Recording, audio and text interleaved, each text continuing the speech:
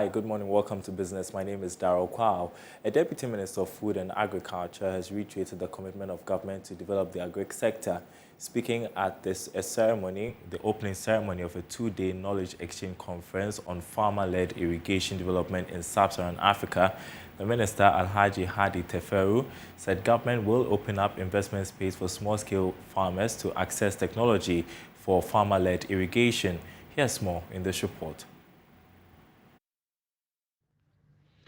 The Sub-Saharan Knowledge Exchange Conference, organized by the International Water Management Institute with support from USAID, World Bank, Feed the Future, Water and Energy for Food, and other partners, is to share and learn ideas and strategies from different parts of Africa on farmer-led irrigation in Sub-Saharan Africa.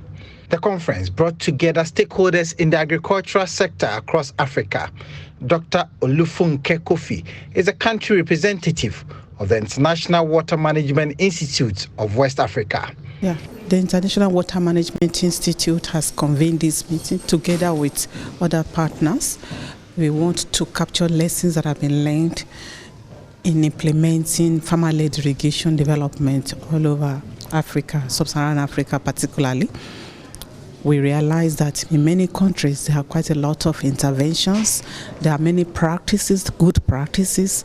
There are many business innovations and also research results, knowledge that have been generated across different sectors by different stakeholder groups, whether they're in the private sector or whether they're in the public or in the academia.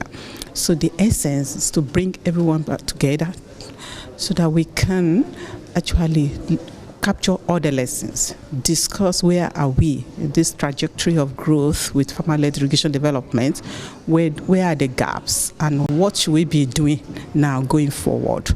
Basically, that is why we are gathered, and we are hoping that at the end of this two-day meeting, we would have really identified opportunities to catalyze further investments in farmer-led irrigation development in Sub-Saharan.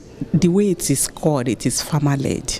Means that these are all farmer innovations. These are just things they do by themselves with little or no support from other sectors.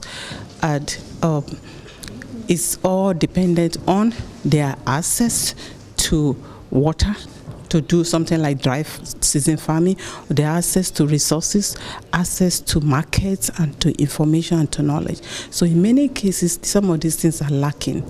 And so we know that many individuals and organizations are stepping in to support. So we have identified some good cases and we're bringing them together to actually see how they have been doing it in those few cases that are like bright spots and how we can kind of scale those innovations. The Deputy Minister for Food and Agriculture, Alhaji Hadi Teferu, assured government was committed to the development of agriculture.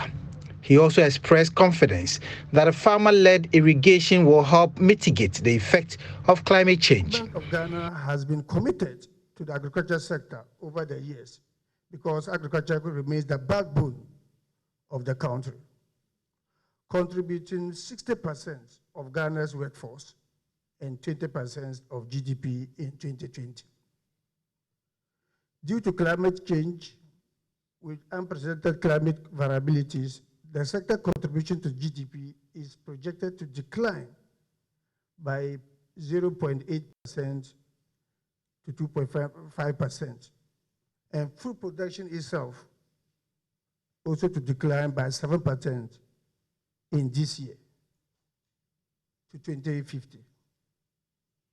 This is a threat that must be addressed. As most farming activities are rain-fed, the impact of climate change and already significantly affecting the ability of farmers to predict rainfall patterns, frequency, intensity, and variability during the major and minor crop seasons. Therefore, without improving in irrigation, infrastructure, and agricultural water management, farmers in Ghana will be severely affected by climate change, leading to food insecurity, poverty, and hunger. This is where irrigation becomes very important to help adapt to the variability in water availability for food production, especially during the dry season. In response to the challenges of climate change, low crop productivity, and weak market linkages, the government established several developmental programs with the sole aim of ensuring food security, increasing rural incomes, and creating jobs for the teeming youth in particular. And